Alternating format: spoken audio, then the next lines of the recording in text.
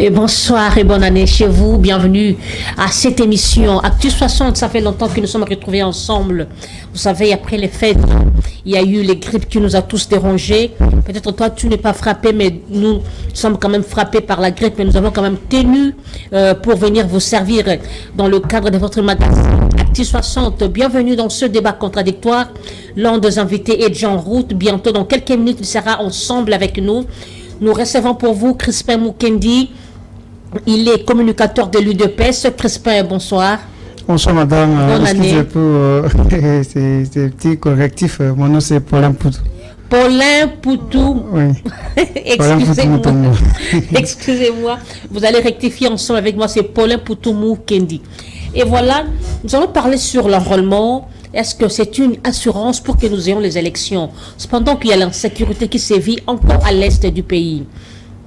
Dans le Kwamut également, dernièrement, il y a quelques jours, nous étions au courant que certains sont déjà arrivés au plateau de Bateke, les assaillants. On se pose les questions, est-ce que l'enrôlement est réellement une assurance pour que nous ayons les élections ici en RDC? Et puis nous allons frôler sur quelques questions d'actualité. D'entrée de jeu, Paulin, qu'est-ce qui a retenu votre attention comme actualité au courant de la semaine? Merci madame, je suis très ravi de ces nouvelles nominations que le chef de l'État vient d'opérer dans son cabinet. Je crois c'est hier nous avons suivi la lecture des deux ordonnances, notamment les chefs du protocole, les chefs de protocole adjoints. Donc je suis ravi de voir ces changements en train de s'opérer comme ça. Ça va aider le chef d'avoir peut-être le souffle nouveau pour parvenir à répondre aux attentes de la population congolaise. Deuxièmement, je dis coup de chapeau au gouvernement qui ne cesse de fournir des efforts pour arriver à répondre aux besoins et désirs du peuple congolais. Donc, merci également à toute la population qui s'active, surtout la population quinoise et celle du Congo central, la population de Gambandundu qui s'active pour se faire enrôler. Donc ça prouve que le peuple congolais s'apprête déjà pour les élections. Pourquoi ça va du Gambandundu? Donc c'est la première zone qui a été opérée, qui a été choisie par la CENI, les autorités de la CENI. Donc l'enrôlement a commencé ici à Kinshasa, la ville-province de Kinshasa. Il y a le Congo central et toutes les trois provinces de Gambandundu qui étaient sélectionnées. Je crois d'ici là, on va boucler avec la première zone. On va entamer la deuxième zone qui englobe, qui prend les gants Kassai et les gants Katanga. Avant d'entrer dans notre sujet d'aujourd'hui, quelle analyse faites-vous par rapport à ce qui se passe aujourd'hui, l'opération coup de poing? C'est une bonne opération. Vous voyez, la ville-province de Kinshasa, c'est la mère de toutes les villes. C'est une ville qui doit être très propre. Kinshasa, nous, nos parents, nos grands frères, nos grands-pères, nous parlaient de la beauté qu'avaient nos villes. Mais actuellement, la ville-province de Kinshasa ne peut jamais être comparée avec d'autres chefs-lieux de certains pays, surtout africains, mais pourquoi pas d'autres pays européens. Donc, quand vous quittez même dans une des villes de nos provinces, vous arrivez à Kinshasa, vous vous demandez, ça c'est le chef-lieu de notre pays, ça c'est la capitale de notre pays, où c'est la base, ou la poubelle de toute la République. Donc, il fallait penser comme ça pour quand même mettre de l'ordre, pour que la ville province de Kinshasa puisse refléter une belle image. Le problème est que lorsque on prend des décisions, je me pose la question, quelles sont les mesures qui accompagnent ces décisions? Parce que c'est vrai, on casse, on jette. Alors, quelles sont les mesures palliatives qui accompagnent ces décisions? La mesure prise par les autorités provinciales, elle est bonne. Mais ce que nous membres de l'UDPS, nous condamnons, c'est le fait de traiter ces mamans et ces papas qui vendent au long de routes. Il fallait leur passer le message et demander à la personne qui vend ces produits non loin de routes, lui présenter certaines conséquences négatives qui peuvent en découler et puis lui demander de prendre ces produits où c'est bien et se déplacer et lui montrer un meilleur endroit où là où il peut vendre ces produits avec toute sécurité, en toute sécurité, avec l'assurance meilleure. Au lieu de brutaliser les pauvres peuples, à des fois il y a certaines mamans qui elles comptent que 20 000 francs, 15 000 francs comme produit, mais quand vous venez, vous cassez tout, vous la frappez. Donc ce n'est pas ça les soucis ou le combat que notre parti s'est battu dans ces pays. L'IDPS prône l'état des droits. Donc quand on parle de cet état des droits, il y a les droits et les devoirs qu'a les citoyens congolais ou le peuple congolais. Donc ces droits comme les devoirs doivent sincèrement être respectés. Alors, je me pose la question. On chasse les gens, on chasse ces dames et messieurs là où ils vendaient. Alors, quels sont les endroits où on les a placés? C'est ça que j'ai dit. La décision prise par les autorités est bonne, mais elle pouvait être accompagnée par d'autres mesures. Elle devrait être accompagnée par d'autres mesures pour permettre à cette population ou à ces gens qui vendaient, donc réserver pour eux un bon endroit, un autre endroit où ils peuvent se retrouver et commercialiser leurs produits en toute sécurité pour ne pas étouffer ou pour ne pas détruire des petites économies familiales de certaines personnes, ce qui n'est pas du tout bon. On dit gérer ses pouvoirs, gérer ses organiser. Planification, c'est que quand vous êtes prêt de prendre une telle décision, mais planifier que si nous allons les demander de quitter là où ils vendent, ils doivent, nous allons les placer dans tel endroit pour qu'ils parviennent à vendre. Est-ce que vous ne voyez pas que tout tombe dans le cadre de votre bilan négatif? Ça tombe sur votre tête, n'est-ce pas? Sur le pouvoir en place. Les peuples quinois doivent comprendre que cette décision est prise par les autorités provinciales. Membres de l'Union sacrée. Il faut bien souligner. Elles sont membres de l'Union sacrée, je n'en disconviens pas. Méga plateforme du chef de l'État. Il y a les pouvoirs dans notre pays, tout pouvoir n'est pas centralisé. Il y a partage des pouvoirs. Donc, les autorités provinciales, les autorités territoriales, sectorielles ont un certain volume de pouvoir. Donc, s'il fallait prendre toute décision qui vont dans le sens de chercher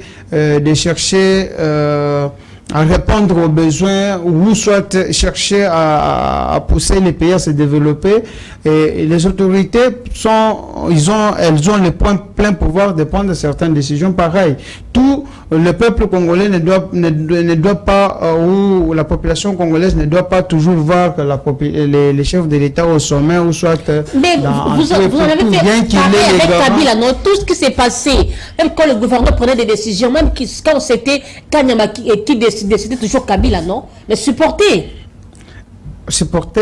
je n'ai pas dit que nous, ça ne va pas entrer dans ce que vous avez parlé de l'Union sacrée. C'est l'Union sacrée, ces autorités provinciales, elles sont les nôtres, elles sont les membres de l'Union sacrée, mais nous ne condamnons pas ce qu'ils ont pris comme décision, mais nous donnons un peu de des solutions, comment cette décision pouvait être prise et comment qu'est-ce qui pouvait être pris au préalable pour parvenir à mettre en pratique cette décision. Et soit la décision n'est pas bonne, mais c'est le mode opératoire qui reste peut-être à désirer dans les chefs des personnes envoyées sur le terrain. Je ne pense pas que les autorités qui ont pris cette décision ont demandé aux certains éléments, peut-être des forces de l'ordre, qui parviennent qui sont censés mettre de l'ordre et qui parviennent à déborder, peut-être à traiter le peuple quinois et congolais en général de la sorte. Donc, je ne pense pas que les autorités ont donné ces mots d'ordre. Je ne crois pas. Parlons un peu de notre sujet sur l'enrôlement. Vous êtes déjà fait enrôler? Oui, j'ai déjà pris ma carte. Ensemble, je vois que je peux penser sur cette ville ou dans toutes les provinces ciblées. Les membres de notre parti s'activent déjà. Chaque jour, on voit les membres de notre parti à la porte aux portes de certains centres d'enrôlement pour se faire enrôler. Donc nous sommes prêts, comme nous aimons que les élections soient organisées à la date constitutionnelle prévue par la loi. Donc on s'apprête déjà pour être prêts.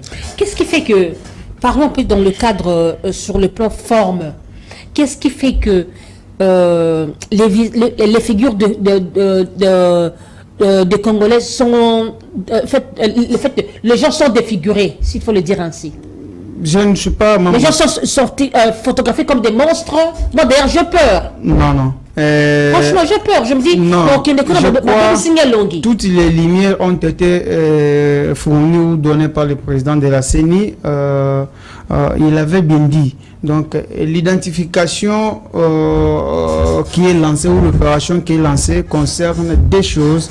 Il y a donc on aura à obtenir des cartes. Donc la carte des lecteurs qui va nous permettre et qui a le rôle uniquement pour les élections et au même moment ou après l'obtention de la carte des lecteurs, pour aller plus vite, on aura encore à obtenir la carte Attendez. Carte d'identité. Attendez. Ces appareils-là, ces machines-là n'ont pas été achetées, elles ne sont pas neuves. Les machines ont été achetées.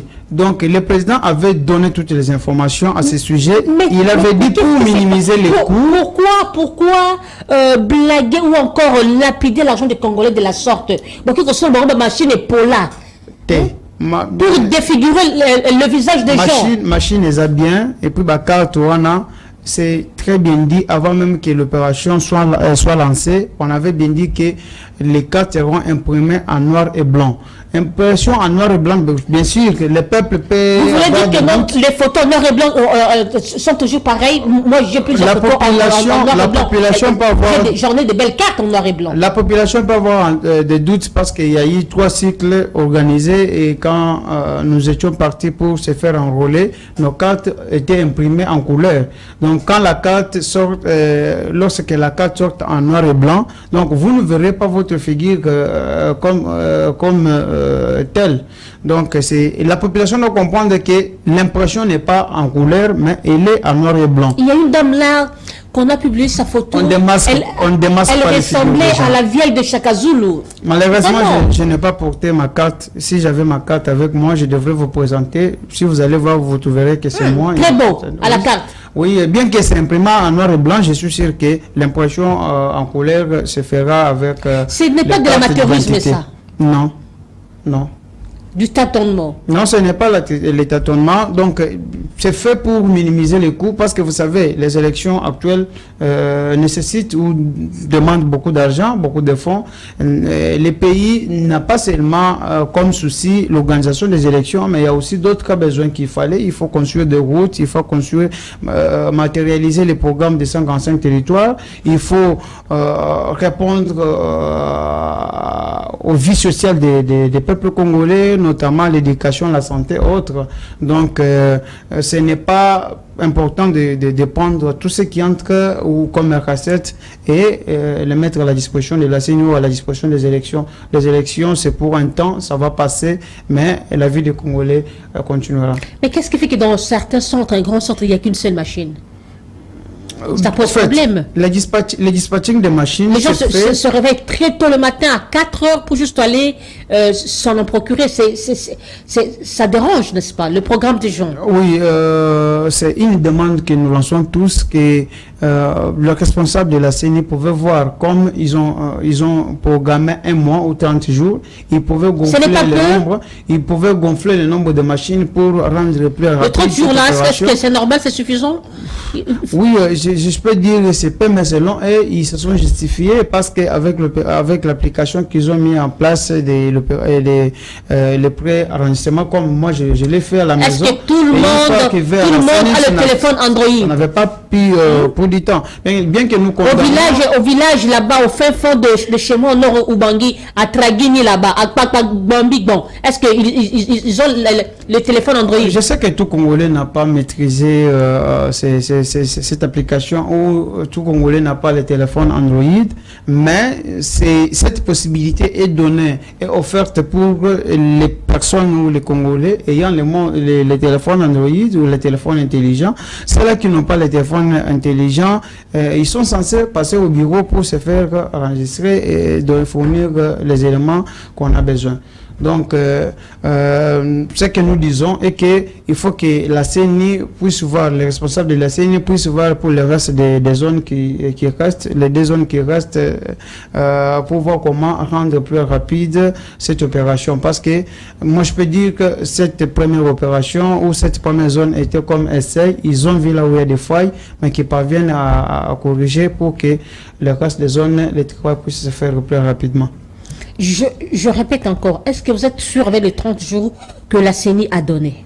J'ai dit, avec cette multitude de la population congolaise. C'est à la CENI ce que nous demandons, et que s'ils ne parviendront pas à enrôler toute la population des provinces, toutes les populations des provinces ciblées, il faut qu'ils songent à augmenter encore quelques nombres de quelques jours pour permettre à tout le monde de se faire enrôler. Alors, je me rends un peu savoir. Alors, au cas où les gens insisteraient que non, qu'ils ne se sont pas fait enrôler, est-ce que, qui c'est? Pas Corneille, comment ça s'appelle encore? Kadima. Est-ce que va-t-il écouter la voix de la population? Je suis sûr qu'il va écouter la voix de la population. C'est la voix que nous tous nous portons, et même les soucis qu'a notre parti, et que tous les Congolais puissent se faire enrôler, parce que nous faisons cette opération. Ce n'est pas seulement pour avoir la carte d'électeur, comme je l'ai dit, mais c'est aussi pour avoir la carte d'identité. Donc profitons de cette opportunité qu'ils nous ont offerte, parce que le Congo, il y a un bail, il y a un temps qu'un Congolais n'a jamais vu sa carte d'identité. Depuis que je suis né, il me sera une occasion pour moi d'avoir la carte d'identité. Donc, et voilà, je profite de l'occasion pour sensibiliser tous les Congolais de s'activer et de se mobiliser comme un seul homme massivement pour aller se faire enrôler. Mesdames et messieurs, nous continuons cette émission. Nous venons de recevoir le second invité déjà arrivé sur ce plateau. Il s'agit de Monsieur Richard Omagno. Il est secrétaire national du parti MDVC de Justin Moudeguereza, dont le secrétaire général est Augustin Bissimois. Monsieur Richard, bonsoir et bonne année. Merci beaucoup, madame. Merci de l'invitation. Vous allez vraiment nous excuser parce que le temps de nos routes, ça ne nous a pas permis à la première de l'émission. Je vous présente mes civilités. Je présente également les civilités à l'invité. Je crois que le débat sera républicain parce qu'on va parler des élections dans l'entrée du jeu, parce que on est dans un processus électoral, et je crois que c'est le sujet. Vous allez devoir constater qu'il y a un faible taux, n'est-ce pas, de Congolais qui se mobilisent pour les provinces déjà où on a commencé l'enrôlement, tout simplement parce que le pouvoir ne rassure plus, le pouvoir de M. Tshisekedi ne rassure plus. Je crois qu'on va débattre de la tête de celui qui est à la CENI. D'abord, c'est un produit déjà contesté à l'avance, parce que vous avez parlé des cas d'images. J'ai trouvé mon co-débatteur en train de parler de Kadima. Je pense que je vais rebondir là-dessus pour démontrer que le processus déjà ne rassure pas au regard déjà de toutes les contestations et de celui qui est à la tête de la CENI qui a été vraiment contesté par la population. Vous avez vu les matchs. Nous allons en arriver. Voilà. Est-ce que vous êtes déjà fait enrôler? Non, je vais me faire enrôler dans ma circonscription électorale de l'Odja. Nous sommes un potentiel candidat député provincial, mais je crois que nous allons en parler au moment opportun. Et alors, comment vous constatez la faisabilité de ces enrôlements? Mais vous savez, c'est ça que je disais tantôt, l'enrôlement, c'est un processus très important dans une démocratie. C'est-à-dire, c'est une étape où on appelle tous les électeurs, donc les potentiels électeurs, à pouvoir obtenir un droit déjà légal de pouvoir voter. Mais sur le plan politique, vous allez constater qu'il y a une sensibilité la population reste tout hostile d'abord à la CENI, à tous les membres qui sont actuellement, qui composent cette commission électorale nationale indépendante, tout simplement parce que le processus de désignation de ces membres a été un processus biaisé sur le plan politique et sur le plan de confession religieuse. Vous avez bonne mémoire que Kadima, avec toute son équipe, toute la population, pour ne pas parler de l'Assemblée de la République, avait contesté Kadima. Kadima fait l'objet de plusieurs contestations. Alors, aujourd'hui... Les contestations, leurs revendications sont restées nulles et sans effet. Mais écoutez, c'est ce qu'on dit, c'est ce qu'on dit. Les chiens aboient, la caravane passe. Même s'il y a un cri d'alarme, mais le pouvoir à place... qui estime qu'il n'y a pas une opposition dans ce pays. Vous avez vu des milliers de Congolais. Non, mais pour eux, l'opposition, c'est de brûler les pneus, c'est de tuer. Non, l'opposition a d'autres méthodologies. Vous avez constaté dans ce pays qu'il y a eu, pour une fois dans l'histoire, des milliers de Congolais sortis dans la rue, à part d'ailleurs la manifestation contre José Malonda à l'époque. Toute la population s'est levée pour contester M. Kadima. Mais aujourd'hui, je ne sais pas par quelle magie cette même population va devoir accepter à l'unanimité de pouvoir aller s'enrôler. Mais nous, ce que nous devons faire comprendre aussi à cette population que nous sommes devant ce que nous avons dit. L'enrôlement est un droit, est un devoir civique. Est un devoir civique, mais il y a des techniques, vous comprenez, des trichements, les techniques des gens où on prépare l'élu de la fraude. Donc, nous devons rassurer déjà la population qui veut aller s'enrôler de la crédibilité même de ce processus électoral. On ne peut pas appeler la population à aller s'enrôler alors qu'il n'y a pas de garde-fous. Les garde-fous, moi je peux aller prendre ma carte d'électeur, mais je dois me rassurer que la personne que je veux voter, c'est celle-là qui sera élue, ou celle-là que la population a élue. Mais déjà, lorsqu'on nous appelle d'aller prendre la carte d'électeur, parce que, madame la journaliste, la carte d'électeur ne fait pas, preuve d'une carte d'identité. Déjà, on est dans un pays où on ne sait pas identifier qui est congolais et qui ne l'est pas.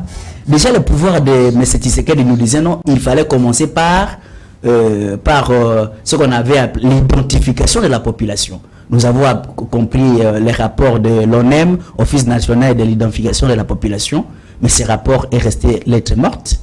Mais on a précipité, parce que la technique du pouvoir, c'est quoi? Faisons les choses de l'avant-vite, pour que la population ne puisse pas dire, voyez, on n'a pas organisé les élections. On va organiser bien sûr les élections, mais il faut que l'on soit rassuré de la crédibilité de ces processus électoraux. On ne peut pas amener les Congolais à aller s'enrôler, et les Congolais vont sûrement s'enrôler, et la carte de l'électeur que l'on va présenter, non pas dans une barrière de la police, c'est pour aller voter. Mais il faut déjà nous rassurer de la crédibilité, de la transparence des personnes qui vont devoir mener à bon port ces élections jusqu'au bout. Je vais vous poser la question, qui était même le sujet de notre... la grande sous-question de notre sujet d'aujourd'hui. Est-ce que l'enrôlement rassure-t-elle les élections? C'est pourquoi j'ai dit l'enrôlement est un processus très important, est une étape préalable très nécessaire dans une démocratie pour le vote. Mais avant déjà de parler de l'assurance de l'enrôlement, il faut déjà tenir compte des animateurs, parce que ce sont des animateurs de ce processus électoral, notamment ici précisément, les membres qui composent la Commission électorale nationale indépendante, qui est une institution d'appui à la démocratie. Est-ce que ces personnes ont-elles reçu cutis de manière légale, de manière consensuelle pour pouvoir poser ces actes? Parce qu'il ne faut pas oublier, les Congolais, nous avons une mémoire courte, parce que l'opposition jusqu'à aujourd'hui continue à contester l'ensemble du bureau de la commission électorale. Mais qu'est-ce qui fait que vous, de l'opposition, malgré les contestations, malgré que vous n'êtes pas sûr des animateurs, mais vous allez quand même vous enrôler? C'est une chose de son contraire. Non, ce n'est pas une chose de son contraire. Vous voyez, quand on vit avec un malais politique, il faut aussi rester malais politique. Aujourd'hui, si vous voyez la configuration de la Commission électorale nationale indépendante, si vous regardez la configuration de la Cour constitutionnelle, mais vous comme politique, nous devons avoir peur.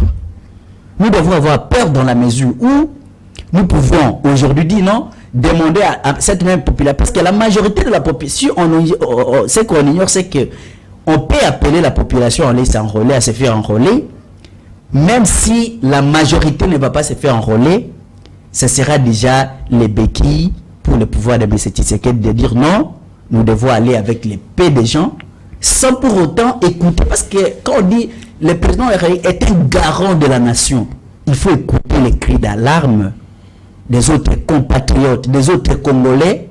Et nous, à l'époque, dans MDVC, nous avons toujours dit que le dialogue ne signifie pas seulement les partage du pouvoir. On peut appeler tous les Congolais, on se met autour d'une table, et on réfléchit sur une question républicaine, notamment la question des élections, parce qu'on ne veut pas qu'après les élections, que les Congolais se divisent.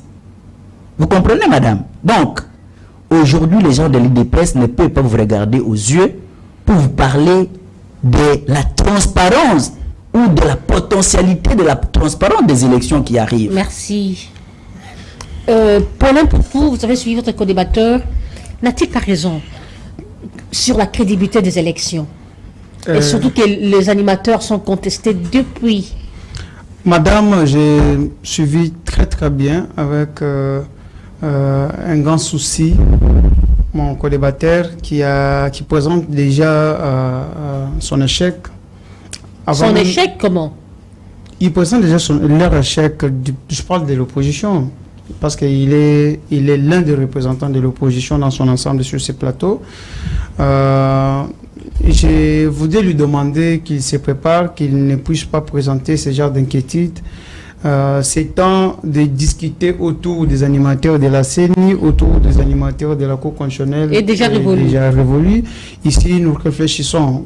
Mais il a dit qu'il se prépare pour aller à Sankourou. Mais vous ne voyez pas que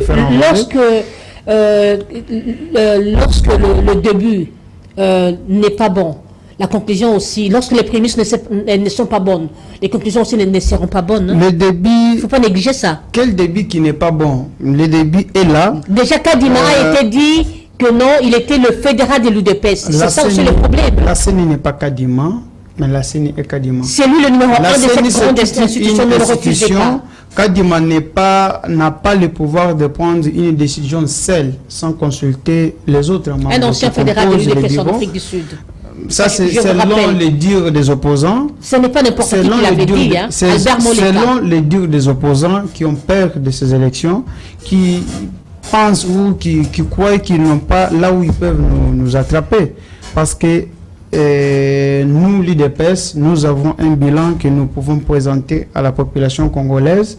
Cette population sait ce que nous leur avons promis et elle sait là où nous sommes arrivés et là où nous sommes, ce que nous sommes en train de poursuivre pour arriver réellement à amener notre pays à la terre promise. Quand lui parle, on lui demande c'est ce qui peut être fait, cette première étape qui nous présente déjà que réellement nous irons aux élections à la date prévue par notre constitution, mais lui vient parler des animateurs de la CENI. Donc, je ne sais pas, moi je ne suis pas venu ici pour défendre la CENI. De ces animateurs, je ne suis pas le porte-parole de la CENI, je suis venu faire mes analyses en tant qu'acteur politique sur base de l'opération que cette institution a lancée. Donc je vois le nécessaire ou le mal de l'opération et nous pouvons en parler et demander à la CENI de respecter son canevas pour qu'il parvienne ou qu'elle parvienne à fournir des meilleures élections, les élections transparentes, crédibles, comme le veulent les peuples congolais, où fait partie aussi mon co-débatteur qui est sur ce plateau. C'est ça aussi notre souci. Et que sous notre régime, que les élections qui doivent être organisées cette fois-ci soient différentes d'autres élections organisées il y a 3 fois dans notre pays. Paulin Mukendi, il y a toujours l'insécurité à l'Est, n'est-ce pas? Oui. demain, ça ne sera pas un prétexte qui n'est pas les Non, élections. nous savons tous, nous avons suivi certaines contraintes présentées. Continue à s'entretuer. Ça fait partie des contraintes présentées par la CENI. Parce que la CENI nous a dit, si on ne va pas prendre, on ne pourra pas y prendre garde. Donc, la CENI a présenté les contraintes financières. Il y a les contraintes, ou la contrainte financière, il y a la contrainte sécuritaire, mais aussi la loi. Parce que le gouvernement peut se mobiliser pour stabiliser tous les territoires nationaux. Le gouvernement peut s'activer, mobiliser les fonds nécessaires, tout ce que la CENI a demandé comme fonds, les moyens financiers, les moyens logistiques.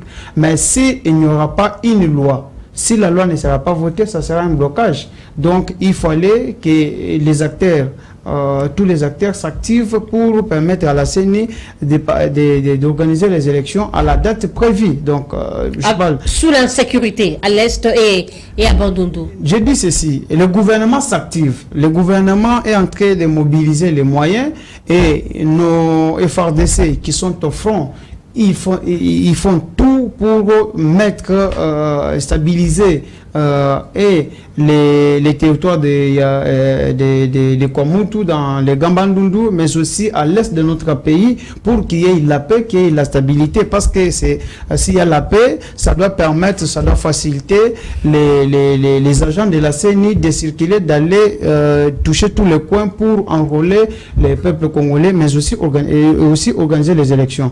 C'est ça que j'ai dit. S'il y aura l'argent à 100%, comme demandé par la CENI, s'il y aura la loi et que la question sécuritaire ne sera pas résolue, ça sera aussi un blocage pour la CENI. Paul Mukendi, lorsque nous entendons que la CENI dit s'il y aura l'argent, à qui incombe la faute? N'est-ce pas gouverner, c'est prévoir et organiser? Non, la CENI, c'est une institution. Cette institution a besoin de moyens financiers. Provenant de qui? Avoir aussi les moyens logistiques. C'est le gouvernement qui doit mettre à la disposition de la CENI. N'est-ce pas gérer ces prévoirs? Est-ce que c'est le moment que la CENI devait réclamer de l'argent ou encore le gouvernement devait prévoir ça bien avant? La CENI n'a pas réclamé qu'on ne lui donne pas l'argent. Donc, si tout ce que la CENI présente comme besoin, je suis sûr que notre gouvernement répond. Mais si je parle de certaines contraintes présentées par la CENI, la CENI a dit si on ne pourra pas, en fait, on ne va pas nous répondre pour parvenir à atténuer toutes ces contraintes, ça sera pour nous un des éléments ou les éléments qui doivent nous empêcher d'organiser les élections. Non, c'est ce que j'ai dit, que le gouvernement doit s'activer, mettre tous les moyens possibles pour stabiliser l'Est. Il reste combien de temps, combien de mois? Non, en fait, pour l'Est de la RDC, c'est encore un mois et demi. Parce que si on termine ces premiers mois, donc on va prendre l'espace Grand Kassai et Grand Katanga, et il y aura encore un mois pour l'Est. Pourquoi la CENI a organisé ici? Ici, je fais des analyses en tant que Congolais. Allez-y, vous êtes libre. C'est parce qu'à l'Est de la RDC, il y a encore un petit couac sur la question sécuritaire. C'est pour permettre aux voyants éléments de FARDC qui sont au front de tout faire, de stabiliser cette partie de la République pour permettre à la CENI d'envoyer ces agents pour aller faire enrôler la population vivante de ce côté. C'est pourquoi je dis, ici je lance un appel fort au gouvernement de tout faire pour mettre à la disposition de la CENI les moyens nécessaires, les moyens financiers. C'est parce qu'au travers de ces moyens financiers que la CENI doit s'approvisionner les moyens logistiques.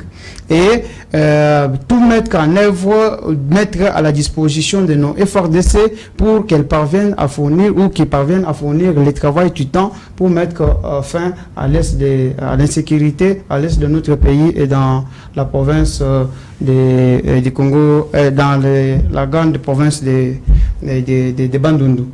Paulin Poutou, est-ce que vous savez que l'UDPS à l'opposition a fait rêver cette population?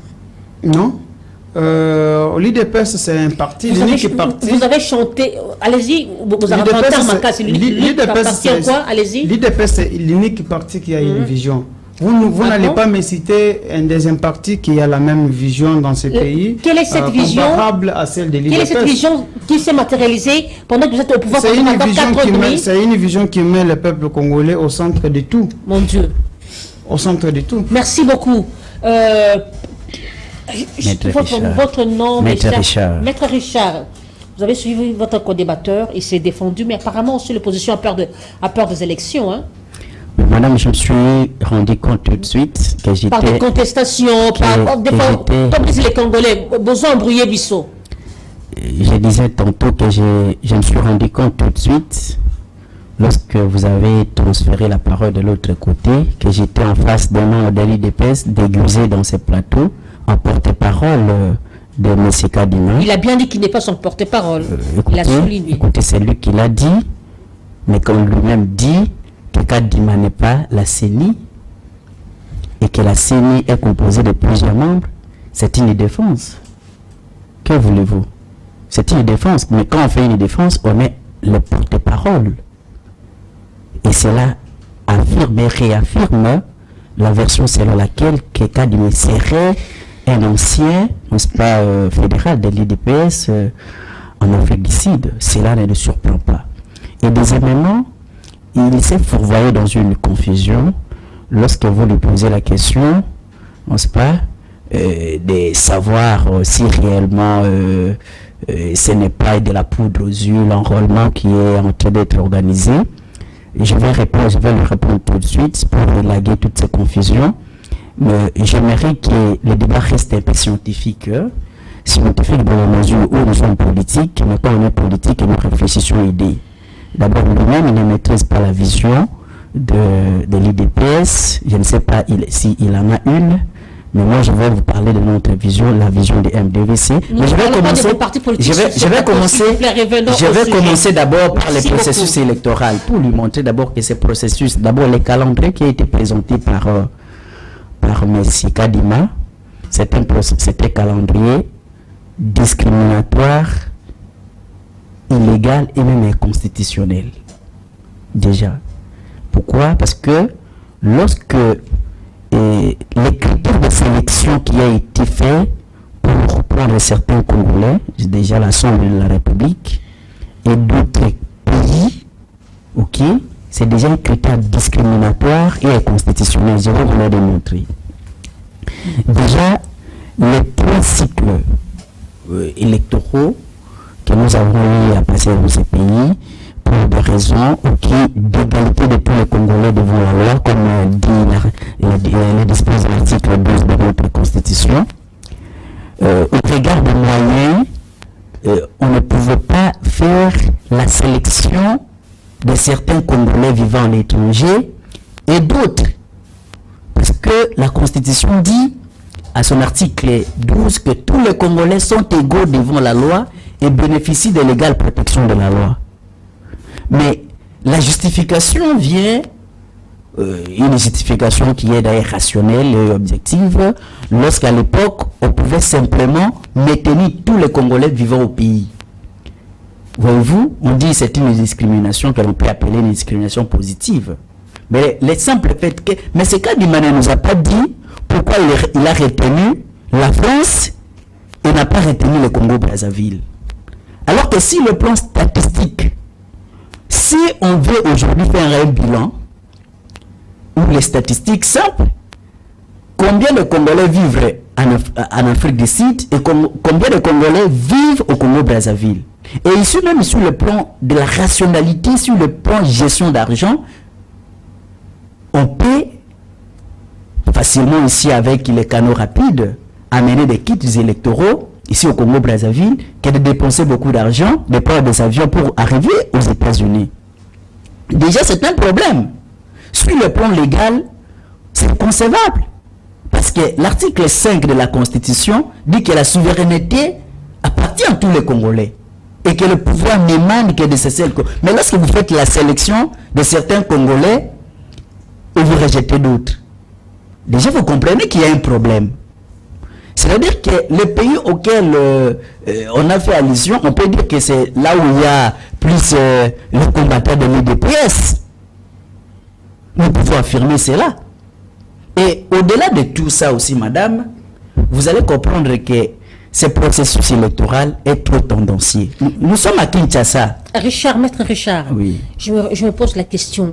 Quand est-ce que l'opposition ira aux élections sans contestation? Non, écoutez, l'opposition ira aux élections sans contestation. Vous nous inventez certains mots français, le glissement. Il y a certains mots que nous entendons juste à la veille des élections. C'est quoi? Non, l'opposition ira aux C'est la élections. peur ou encore vous êtes pas sûr? L'opposition, non. Ici, ce n'est pas l'opposition qui est en face de M. Tshisekedi ou du régime en place. C'est toute la population qui vit dans la misère tous les jours. Parce qu'il a parlé du bilan. À la veille des élections, il y a des gros Français là qui sont Non. Madame, nous sommes rationnels. venant de l'opposition. Nous sommes rationnels. Je dois lui répondre. Il ne Allez-y. faut pas nous embrayer. Il a parlé du bilan. Il parle de quel bilan? S'il faut commencer d'abord ici à Kinshasa, parce que l'enrôlement a commencé. Vous êtes journaliste d'investigation. Allez à Kindele, allez à Maluku. Combien de Congolais se sont fait enrôler? L'enrôlement a commencé depuis, je crois, le 23 décembre. Oui. Combien de Congolais ont opté au-delà de la fausseté et de tout ce que l'on constate? Non, avec des machines, avec des gens Défigurés. Défigurés. D'ailleurs, moi j'ai peur d'y aller. Vous avez peur, vous comprenez? Est-ce que c'est un pouvoir? Est-ce que c'est un processus électoral qui rassure? Rassure, parce qu'on ne doit pas se voiler la face. Mais croyez quand même, non? Il y a eu quand même l'enrôlement. Croyez quand même qu'il y aura élection. Non, c'est-à-dire que nous sommes la République démocratique du Congo. On dit que Balobarango, nous a Eloko Yamakasi. RDC, le Ramakasi. Vous ne pouvez pas nous apporter quelque chose de ramassé dans la rue. L'expertise étant vatée de M. Kadima. C'est à travers d'abord, même ce qu'il peut nous produire. Mais s'il nous produit des fausses cartes, à combien plus forte raison les élections? Nous devons être rassurés. L'opposition n'a pas peur parce que nous disons, ce n'est pas moi, Maître Richard, qui vais faire face à M. Tshisekedi. C'est la population qui vit dans la mesure. Lorsque vous allez chez moi au Sankuru, il n'y a même pas une seule route asphaltée, même d'1 kilomètre. Et avec cette même population, vous allez lui demander, pendant que vous avez eu le pouvoir pendant 5 ans, je vais vous rappeler, parce que M. Tshisekedi avait dit non, je vais déboulonner le système dictatorial. Mais il a déboulonné. Le problème n'était pas de déboulonner le système dictatorial. C'était quoi alors? Le problème c'était de changer les systèmes politiques. Vous comprenez? Parce que ce sont les mêmes personnes. Mais n'est-ce pas vous de l'opposition qui disiez débarrassez-vous de Kabila? Mais est-ce qu'il s'est débarrassé réellement? Est-ce qu'il s'est débarrassé réellement? À tout moment. Non, je dis ceci. Est-ce qu'il s'est débarrassé réellement de cet homme-là? Parce qu'il est entouré de ces hommes. Tous ces gens qui dirigent avec lui. Cite-moi une seule personne qui n'a pas dirigé avec Kabila. Vous n'avez pas une seule réponse. Même lui n'aura pas une seule réponse. Toutes les grandes institutions, les premières institutions, d'abord à commencer par l'Assemblée nationale, c'est dirigé par qui? Veuillez chuter. C'est pour vous dire ceci. Le bilan, il est largement négatif. Vous avez suivi le ministre ici de l'UDPS qui a dit avec les projets Tilé-Gelou qu'on nous présenté à la télévision. C'était du zéro, c'est de la honte. Donc, dans notre MDVC, la vision que nous avons, c'est de pouvoir refonder l'État congolais.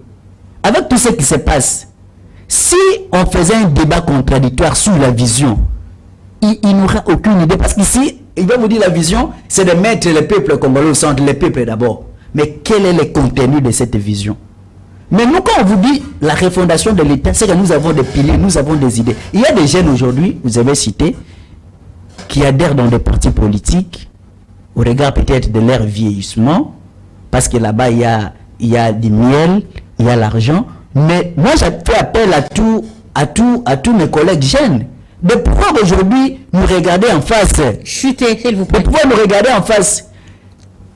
Mais c'est Tshisekedi qui nous a vendu du vent. Je vais faire ceci, je vais faire cela. Mais nous vivons le zéro. Merci. Mais est-ce que demain, la population peut se réveiller un certain matin pour dire non, moi je sors de chez moi, je vote Félix Tshisekedi? Merci beaucoup. Aussi longtemps, nous sommes en train de mourir, nous mourrons de faim, le route ici, et vous connaissez comment ça se passe, mais finalement, il faut que nous soyons des équations pour continuer à donner, à faire confiance à ces gens de personnes, madame. Merci beaucoup. Paulin Mukendi, vous avez suivi votre co-débatteur. Vous voulez rebondir, réagir là-dessus? Oui, madame. Je suis fier d'être en face de quelqu'un d'un parti politique qui envisage le rang de l'IDPS, mais je ne pense pas. Quoi? Je lui demande quel visage arriver au rang de l'IDPS. Oh là là. Qu'ils fournissent beaucoup d'efforts. Soyez humble, s'il vous plaît. Je suis sûr qu'il ne va pas Mais c'est quoi l'IDPS? C'est qui vit de l'IDPS? d'y arriver. Ici, nous sommes venus parler des questions électorales. Ça ne dira pas nous de présenter le bilan à ce qui concerne l'enrôlement des électeurs. Nous, le bilan que nous allons présenter à la population congolaise, c'est par rapport aux promesses faites. D'ailleurs, nous allons organiser une émission la semaine prochaine sur le bilan du chef de l'État. Je serai ravi d'être sur ce. Soyez bien armés, s'il vous plaît. Merci. Allez-y. Le bilan que nous allons présenter, c'est sur base des réalisations faites par le chef de l'État et son gouvernement. Donc nous n'allons pas venir sur ce plateau pour présenter les bilans de l'enrôlement. Ça, c'est la question qui revient à la CENI, aux animateurs de la CENI. Ici, je ne suis pas venu parler de la CENI comme je ne suis pas communicateur de la CENI, je l'ai dit. Mais j'ai dit parler, la CENI, ce n'est pas Kadima, mais c'est Kadima. Kadima fait partie des animateurs de la CENI. Il n'est pas celle qui gère la CENI, c'est toute une machine. Dans cette machine, il y a un chauffeur, il y a le receveur, il y a le gérant. Donc, c'est comme ça. C'est pourquoi il ne faut pas me comprendre peut-être mal. Comprenez-moi très bien. Si je dis la CENI, ce n'est pas Kadima, mais c'est Kadima, vous devez comprendre ce que je voulais dire. Donc, l'enrôlement, c'est fait. Je suis sûr. Moi, je suis dans les soucis de la population congolaise et que tout le monde soit enrôlé. Quand il parle de la question de présélection ou de la sélection qui est faite par la CENI par rapport au pays ciblé pour l'enrôlement, il cite le Congo-Brazza. Vous devez savoir que le niveau que nous avons, aucun pays dans ce monde, même les États-Unis qui détiennent une grande puissance économique, même la Chine, on n'enrôle pas tout le monde dans tous les pays. On sélectionne les pays les plus voisins qui peuvent faciliter les habitants d'autres pays de venir facilement à moindre coût et se faire enrôler, rentrer dans leur pays résidentiel. Si vous parlez de l'Afrique du Sud et Kinshasa, c'est une longue distance. Mais l'Afrique du Sud, les habitants des Zimbabwe, les Congolais vivant dans ces pays-là, les Congolais vivant dans des pays comme Tanzanie, ils peuvent en Afrique du Sud pour se faire enrôler. Congo-Brazza, Congolais Congolais de notre pays vivant ici à Brazzaville, il peut traverser, venir se faire enrôler à Kinshasa ou soit aller dans le Congo central. Quelqu'un Congolais qui vit en Angola, il peut venir au Kassai, il peut venir ici au Congo central pour se faire enrôler. Même quand vous parlez de France, donc on ne pouvait pas prendre tous les pays et mettre des centres d'enrôlement. On l'a fait sur base des moyens. Sur base de quels critères légaux? Critères légaux de sélection? Comme je vous ai dit, je ne suis pas le porte-parole. Vous en faites? Le souci que vous avez pour l'enrôlement, c'est le même souci que nous avons les DPS. Et notre souci, c'est que le peuple congolais puisse aller se faire enrôler. Et surtout, c'est une opération hybride ou couplée qui ne concerne pas seulement l'enrôlement pour les élections, mais aussi pour l'identification, comme tu l'as souligné au début, lorsque tu as pris la parole. Ici, je crois, si Dieu voulant, après cette opération de l'évocation des cartes d'électeurs, tu auras la chance d'avoir la carte d'identité. Je crois depuis que tu as écrit. Que ça ne soit pas une promesse vaine, s'il vous plaît. Non, ce n'est pas une opération, une promesse vide. Ce n'est pas une opération, une promesse vide. On vous donne la fiche. Même si vous avez l'application au pré-enregistrement, vous verrez c'est écrit. On demande d'autres éléments qui, depuis qu'il a été installé dans notre pays, on ne demande pas ce genre d'éléments. Et ce n'est pas seulement pour la CENI, mais aussi c'est pour l'identification des Congolais. Et c'est ce qui va nous amener à livrer aux Congolais la carte d'identité. J'aurai la chance d'en avoir. Depuis que je suis né, je n'ai jamais vu un Congolais me présenter la carte d'identité. Et qu'il faut-il faire pour que nous n'ayons pas des élections biaisées? Quelles sont les pistes de solutions?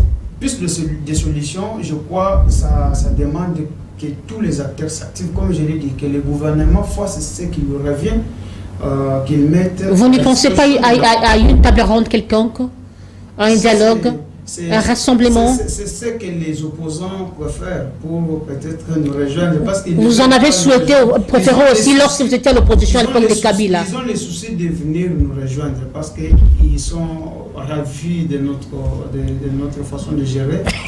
Mais ils ne veulent pas venir pendant la journée. Ils veulent entrer par la fenêtre au lieu de venir entrer par la grande porte. Ah bon? Donc il n'y aura pas de dialogue. Je demande à mon collaborateur de se préparer pour les élections, comme il se prépare pour aller se faire enrôler au Centre pour vous, qu'il oublie dans sa tête qu'il n'y aura pas de dialogue que vous cherchez, mais allez vous faire enrôler, prenez votre carte. Cette carte a un rôle important pour les élections. Merci beaucoup. Vous avez vraiment aimé la façon de gérer les choses. Quelles sont les pistes de solutions pour que nous n'ayons pas Madame, il vous a menti comme ils ont toujours l'habitude de mentir les peuples. Je lui signale que techniquement, il ne revient pas à la CENI d'identifier la population. La CENI n'a pas mission d'identifier la population. Lorsqu'il dit il y a des éléments que l'on exige avant l'obtention de la carte d'électeur, et finalement ce sont ces éléments qui vont servir de délivrer ou de livrer une carte d'identité à un Congolais, je me pose la question s'il y a une réflexion scientifique. Excusez, c'est moi qui ai la parole. Mais présentement, c'est la CENI qui... Excusez. Nous ne voyons pas le MIP, l'Office d'identification de la population, travailler. Lui, il a parlé des éléments que la CENI demande avant l'obtention de la carte, madame.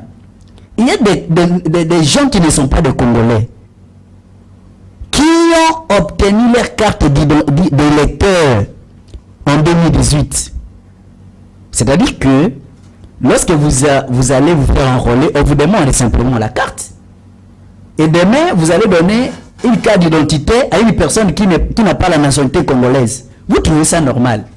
Alors que le MIP a des mécanismes d'identification. C'est ça le mêlé de ce pouvoir. On confond même la répartition des compétences dans un État.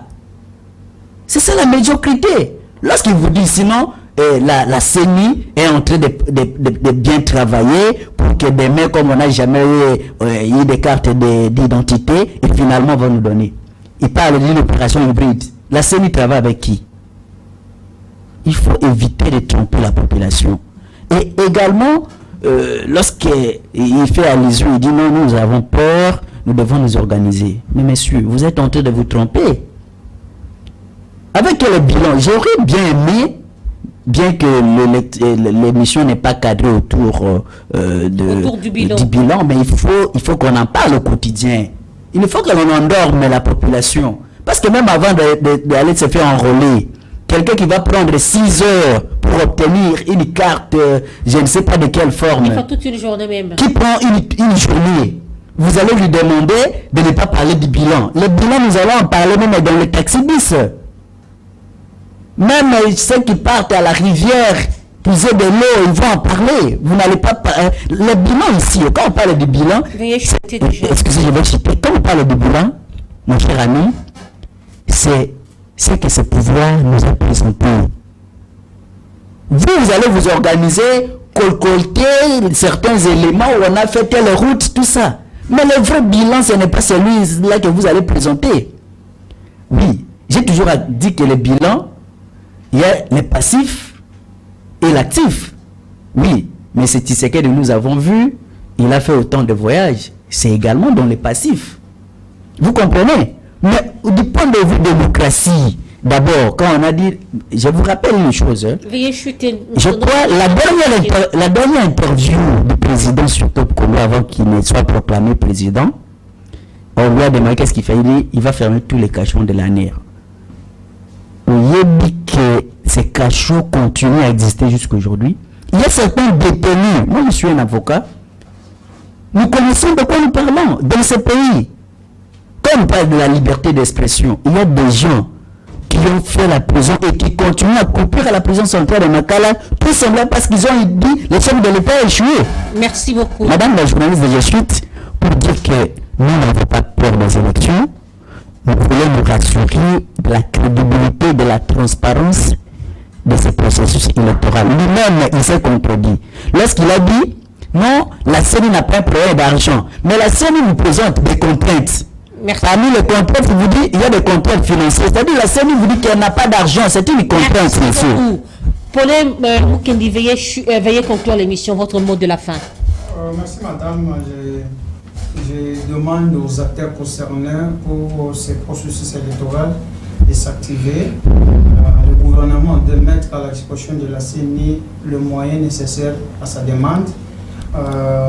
De tout faire pour que nos éléments de l'ordre puissent mettre la stabilité et la paix dans des zones concernées par l'insécurité, et que la population se mobilise comme un seul homme massivement pour aller se faire enrôler. Cette opération, comme je l'ai dit, c'est une opération hybride, ça ne concerne pas seulement l'obtention de la carte d'électeur, mais aussi l'obtention de la carte d'identité. Donc après ce que la CENI est en train de faire, je crois nous allons voir l'ONIP aussi s'activer pour nous livrer les cartes d'identité. Donc les Congolais qui vivent... Vous serez candidat aux élections? Et surtout que si mes ambitions seront validées par mon parti. Merci beaucoup. À l'IDPS, il y a le respect des textes, il y a le respect de la hiérarchie. Il n'y a pas la dictature. Merci beaucoup. Maître Richard, veuillez conclure l'émission. Merci beaucoup, madame. Je pense que l'opposition n'a pas peur d'aller aux élections. L'opposition s'organise. Dans ce qui concerne personnellement, je crois que vous êtes au courant de tout ce qui se passe au sein de notre parti politique, le MDVC. Il a semblé ignorer la force de ces partis politiques, et je vous rappelle que c'était le seul parti politique qui a traîné l'État congolais pour question REM, que vous avez bouffé beaucoup d'argent. Je crois que madame est au courant et l'ensemble de la population est au courant. Nous sommes un peu de nous mobiliser comme SLM pour faire face à ce pouvoir dictatorial, à ce pouvoir qui n'a pas su apporter du pain au peuple congolais, quelle que soit leur manœuvre de nuit, de nuisance et de nuire. Mais ce qui ne sera pas réuni, et nous croyons que le professeur Dr Justin Mudekereza, qui est un Congolais qui va surprendre tous les Congolais, avec la vision salvateur. Parce qu'aujourd'hui, nous avons dépassé l'étape d'homme. Il sera candidat président de la République. Candidat président de la République. Il a été élu et présenté par le congrès du MDVC comme le candidat président de la République. Et ça sera.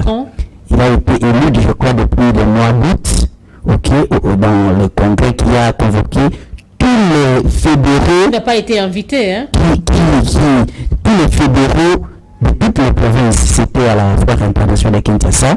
Je crois que nous sommes en train de nous mobiliser, et vous avez parlé, je vais citer, il ne faut pas continuer à minimiser les partis politiques. L'IDPS, c'est un vieux loup qu'on a tout vidé. Il n'y a pas une vision, il n'y a pas quelque chose à espérer encore en l'IDPS. Merci beaucoup. Mesdames et messieurs, nous sommes arrivés à la fin de cette émission. Nous vous rappelons que nous recevions pour vous deux cadres de deux partis politiques. Il s'agit de Maître Richard Omagno. Il est secrétaire national en charge de quoi? De la justice. De la justice du parti M2VC de Justin Mudekereza. Vous avez entendu qu'il sera candidat président de la République.